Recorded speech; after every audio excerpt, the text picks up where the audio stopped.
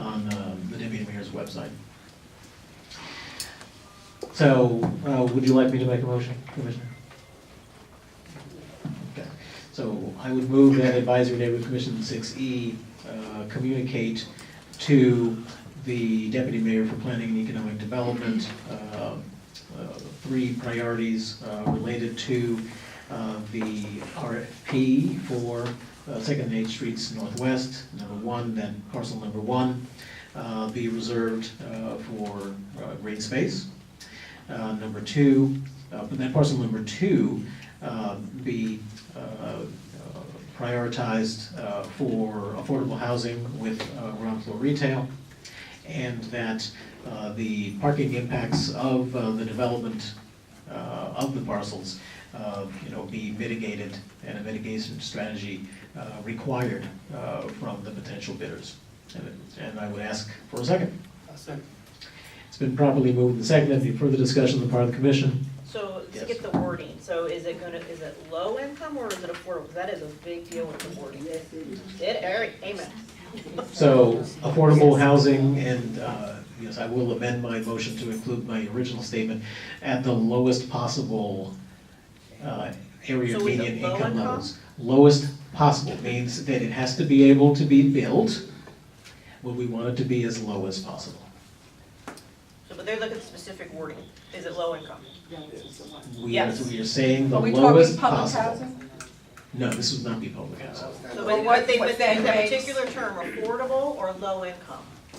So again, affordable housing at the lowest Well, AMI possible. that would be low income. So, other questions? Hearing none, all in favor signify by saying aye. Aye. No. So 1 and 2 noes, motion passes.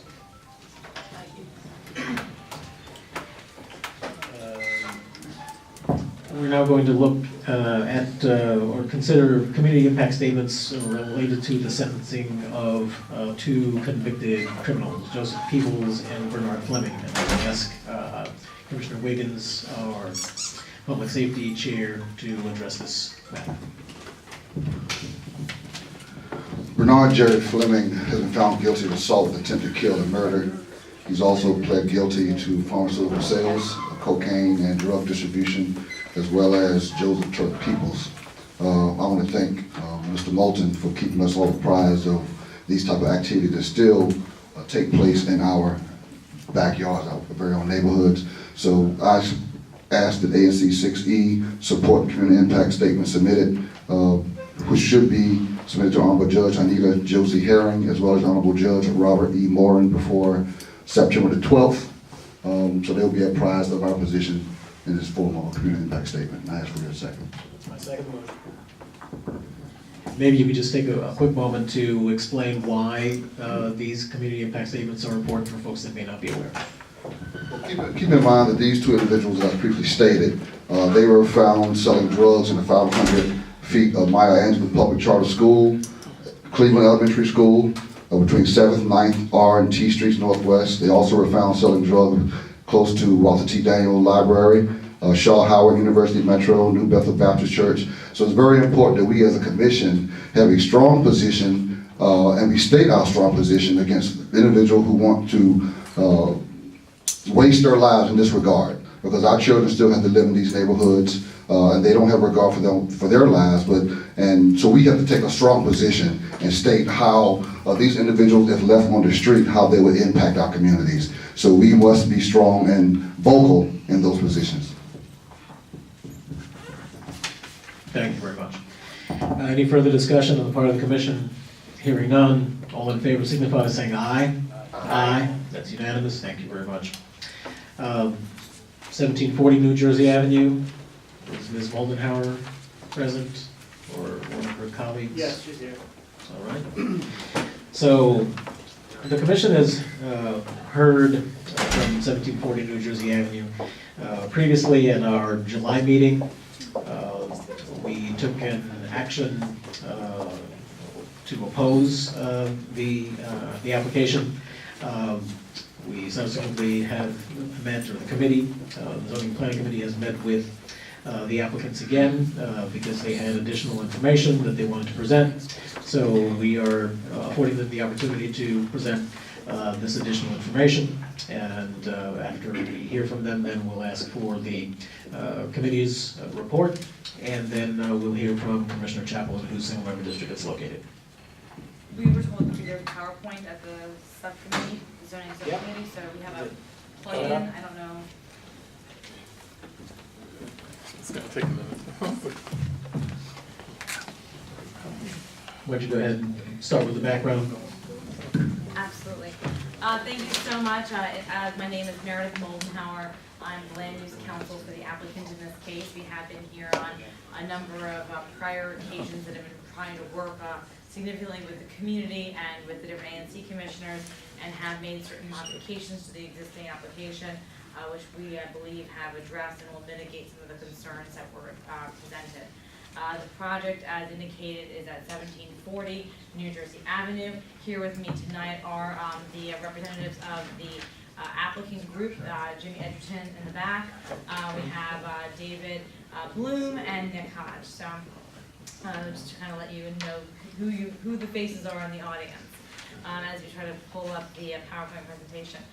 For those of you who are not aware of the location, this location is actually at a very busy intersection at Rhode Island, New Jersey, and S Street, where then you also have Florida Avenue that comes actually just one block over, so it's kind of on this Starburst intersection. There is also, this is a residential building that's right on the edge of that large, wide Rhode Island Avenue street with two major gas stations on either side of that in which the property faces, just to kind of provide some additional perspective on the property and the location. The property had been dilapidated and had been vacant for a significant number of years. There was an extended kind of complicated title issues in a family, and then ended up having to go through an extensive closing process with multiple short sales and multiple complicated factors the developer took, but obviously that took a lot of time and additional extenuating circumstances to get through to closing to be able to renovate and upgrade the property. We have pictures once we get up and running, but I think the ANC commissioners have seen these before in our submissions. Of the condition of the property had been used by vagrants and by a lot of homeless. You know, we've got conversations with the neighboring property owner. There have been a lot of problems with the property. The outside terraces had been destroyed and vandalized. There had been graffiti on the property. More importantly, there were kind of aspects of the property that have to affect renovation and challenges that anybody would have, and limiting the potential ability for certain types of developers are the fact that the property had exceptional damage due to its vacancy for a long period of time. The property had roof problems. The property had damage through multiple aspects of the property. It had the roofs caving in with water damage, and also there was an old ramp on the property, and that was not properly filled, so they just simply put dirt over top of it, and so that ended up causing, when I first went over to take a look at the property to do a site visit, the entire basement area was covered in water. It's pretty much up to my knees, I'm sure, because it's still pretty high, all throughout the basement. And we have pictures kind of showing the water logging that occurred throughout the property. So that's just another factor of an exceptional condition that owner would have to deal with, or developer has to deal with in regards to bringing this property back to life and trying to improve it and bring it back to the community as a residential project.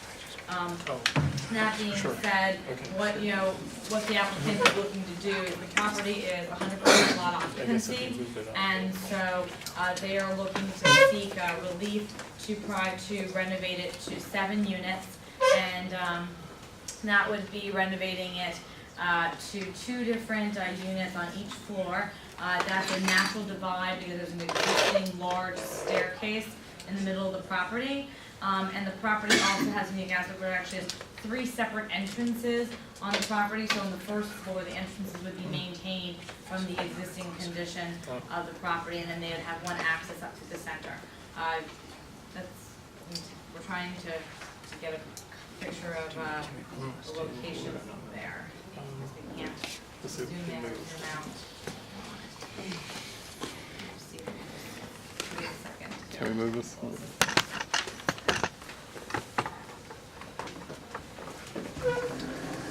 So, So why don't you talk about the litigation issues? You know, obviously parking is the biggest the issue. biggest issue. So, I mean, obviously, we're asking for 3 different areas of relief. One is lot area, one is non-conforming structure, and one is parking. The 7 units will require 3 parking spaces.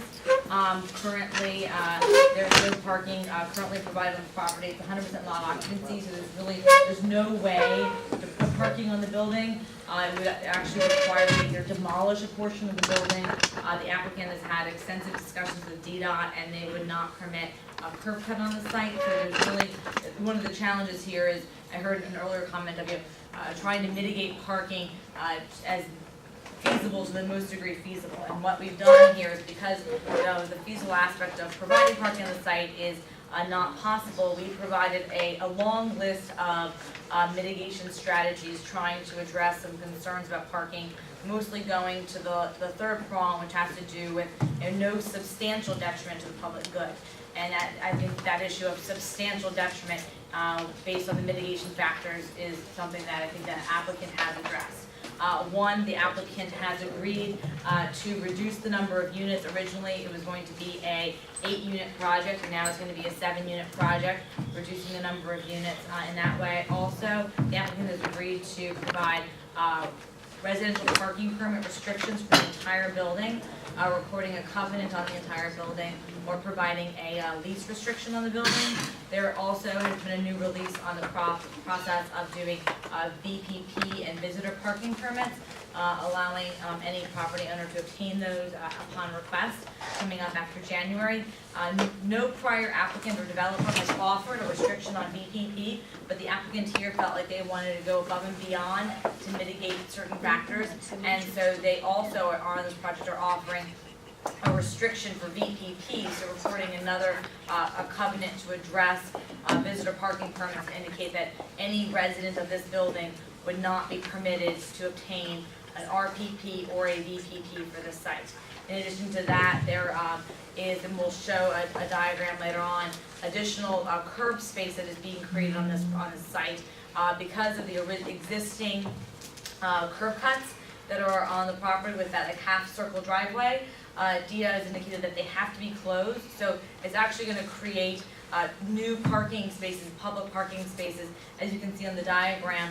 Right now, the curb cut only allows for 2 spaces to the north of Rhode Island. With closing that curb cut, that's actually going to create a new public parking space. So this is actually going to be a benefit to the city. This is not a space just for the project, but it's actually going to add parking for the entire community on Rhode Island Avenue. And then on S Street, where you can see the curb cut, there's only 2 parking spaces right now based on the DDOT requirements of a parking based on a dimension away from any open curb cut. By closing that curb cut, which will be paid for and done to DDOT standards by the developer, by the applicant, that will add enough space, depending upon the type of vehicles there, to provide another potential space if you have a compact car there. So that is obviously another incentive, along with certain incentives, providing transportation incentives to any residents of the project, $100 programs towards car share, $150 towards bike share, and $200 towards a Metro Smart Trip card to try to incentivize those people that are looking at this project to really find people that want to use public transportation. There'll also be 7 bike parking on the site, as well as the applicant is working with the DC bicycle program to provide off-street bicycle parking in the front of their project at the time that they have enough funds to start relocating new DC bike programs. Next slide. The project, as I indicated, is going to be focused on a public transit-oriented location. This property has multiple bus routes right in front of the site. It is about 3 or so blocks from the metro. It is a highly walkable area. There are zip cars and cars to go all over the area. And as indicated, we're also providing new off-street parking to potentially this project, but also to not this project, but to individuals in the community. The applicant has done an extensive amount of community outreach, has obtained 17 letters of support, has met with individuals and had extensive discussions with them about the plans, about the parking, about the mitigation options, and has received that support in addition to 18 letters. One of those is the adjacent property owner who came and spoke at the zoning committee meeting, and I believe is here tonight to speak in favor of the project, indicating that they'd like to see some of the public benefits on the project are the fact that they are, repairing this dilapidated structure. It is at a beautiful corner, while it's a challenging corner for a developer because of the fact that you're looking at multiple gas stations and you're on a noisy intersection.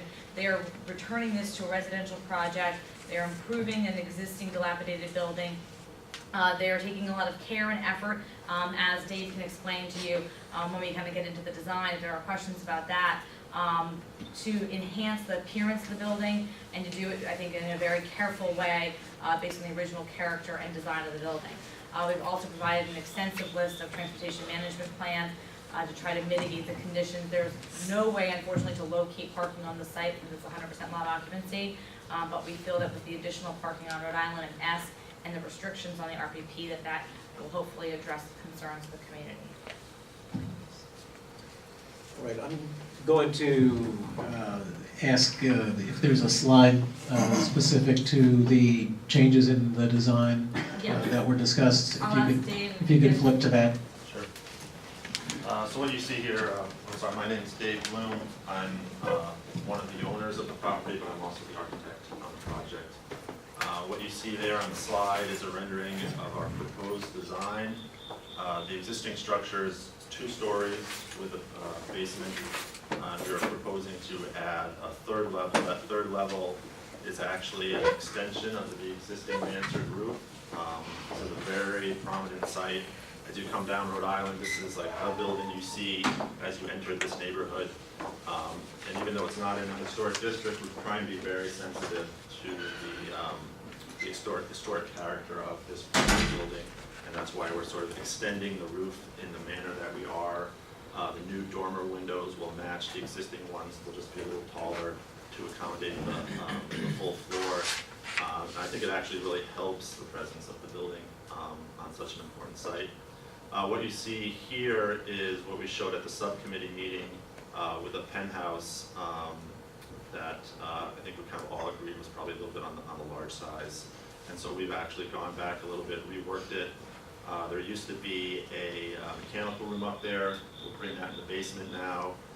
We had a small community room up there as well, which we've really reduced down to, the size of the closet. It's basically to give, a sink up there and a small mini fridge for the residents. So really all you see is the stairs coming up for what would be a roof deck. The railing of the roof deck is actually hidden.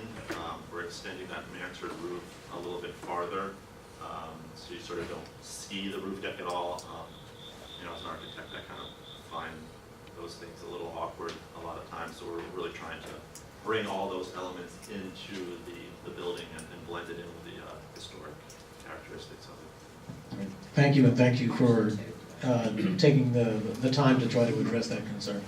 I have one question. Howard.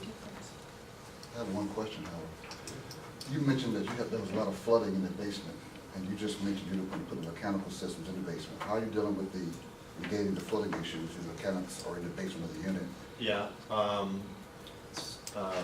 the flooding's coming from 2 main areas. One is there's flooding from the roof. The roof is in really bad shape, and there's flooding just straight through the building. As Meredith mentioned, there used to be a very small, steep ramp down into the basement off of S Street that just got filled in with dirt. It was never properly waterproofed, and water just pours down that roof right into the basement. So there was probably about a foot of water in there when I first saw the property. So we're hoping, we fix those 2 things. Potentially, we'd have to replace the slab down there, put in a French drain, connect it to the sewer system, put a vapor barrier down there. We're kind of exploring all those options. All right, can we have the committee's report? Yes, sir. After much discussion, the committee voted to support this project. And in fact, this was even before the little change on the roof, and this makes it even more of an interesting concept. Takes away that extra piece up on the top. So, yeah, committee voted 2-1 to accept the proposal.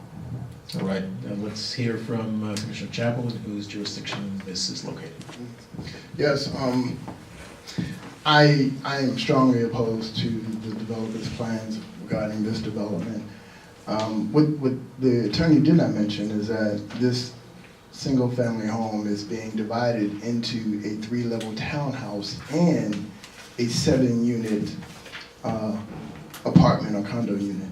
This is a little different than what they proposed to us in our July meeting, which we voted to not approve. They diminished 1 unit, so it's now, instead of 8 units and a 3-level townhouse, it's now 7 units and a 3-level townhouse. Myself and Commissioner Padra have been working with the developers for months now, and we have been telling the developer that you could find a friend in us and be supportive of your plans if you simply diminish the capacity. They want 8 different households in a single family to be squeezed into this single family house. And that's better than 9, but it's not the 4 that we propose that they consider. That's double that amount. I would like to ask a question. The council spoke of preventing the residents from getting an RPP and a visitor parking pass. The city will not ban them from getting these things. Isn't that correct? If we can go, the Board of Zoning Adjustment, actually, we can go to the next slide. Board of Zoning Adjustment has approved all of these different cases. And then there's 3 zoning commission cases that have all approved, dating back to 2006, 2010, and then multiple of them in the last couple of years, that have approved these types of cases, considering mitigation and recognizing that RPP is a manner to mitigate them. There is a process that is currently being worked out in regards to how DMV communicates with an agency or communicates with the owner about how they can physically restrict them. That is obviously, it's not perfect yet.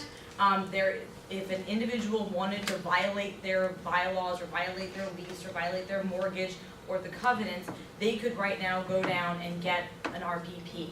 But what we are presenting is that this is a contractual relationship, and the relationship, whether this is an apartment building or a condo, would enforce and would record a covenant, and there are conditions, as you can see on all these different cases, that the BZA has accepted, and that they have actually, and we encourage the ANCs and the individuals to lobby on not a micro level like a case like this, like all these other cases have been approved, but rather on a macro level, to encourage the administrative process to be improved to provide maybe a better mechanism for enforcement. But right now what we're offering is to have it be enforced via a contractual obligation, a covenant that is recorded with the land and that is enforceable upon any resident or any unit owner. So just so the audience will understand, I ask you a direct question. If someone lives in this building and they went to the DMV to get an RPP or a visitor parking pass, they would get it. Is that correct? Yes. Exactly. But then they would be in violation of their lease or violation of their bylaws.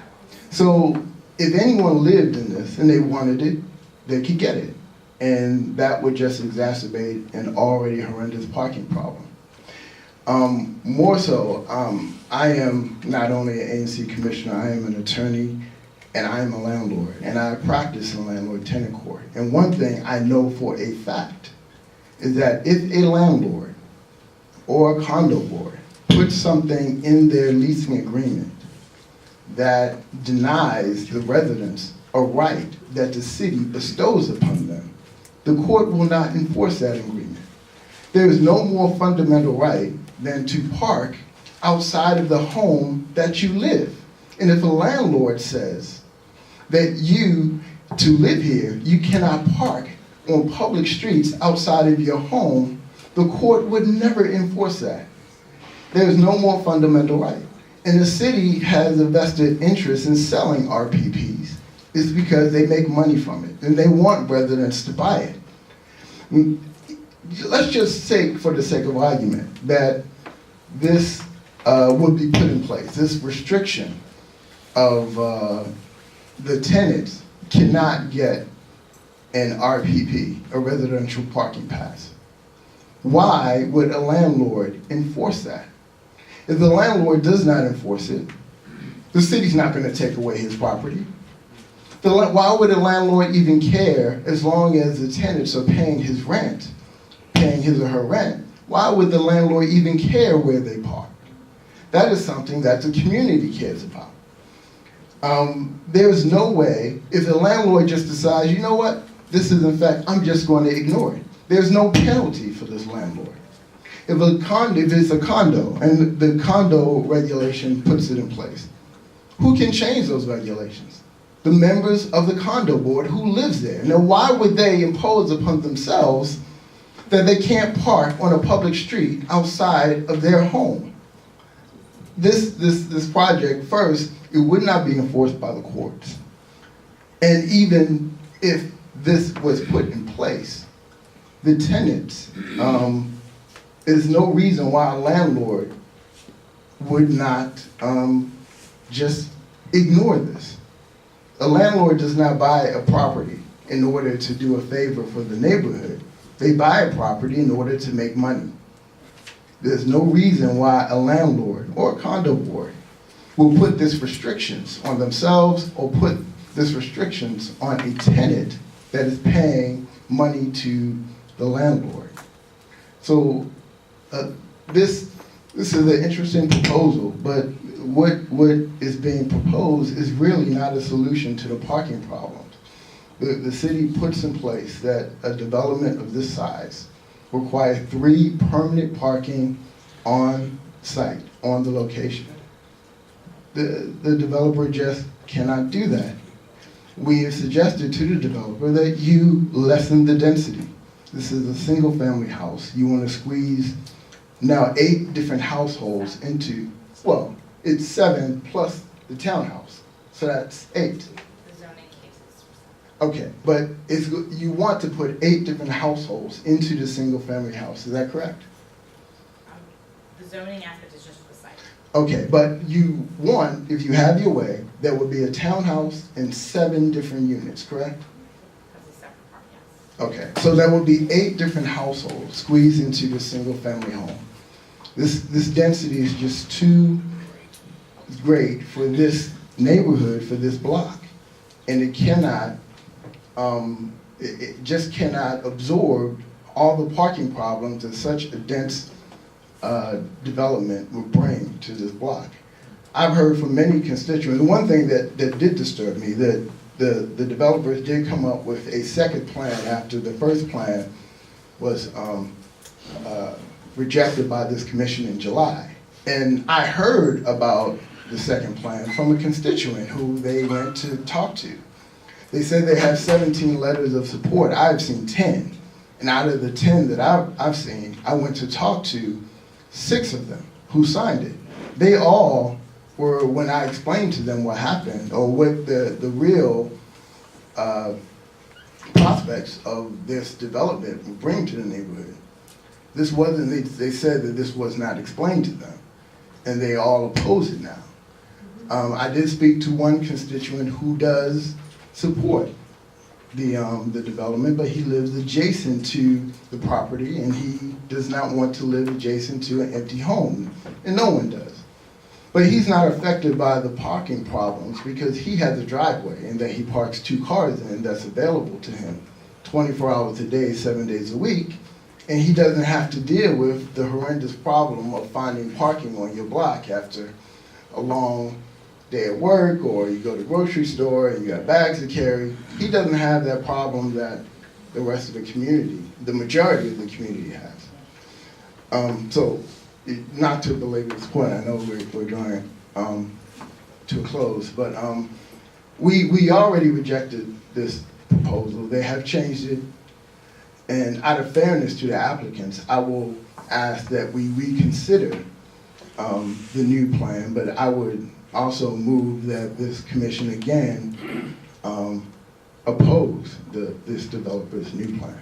All right, so firstly, since we did previously take action on this, in order to be able to reopen it, we need to have someone that was on the presiding side, make a motion for reconsideration, and I was one of the parties that did vote, commissioners that did vote in that manner, so I will move that advisory neighborhood 6C reconsider the matter of 1740 New Jersey Avenue Northwest, and I would ask for a second. A second.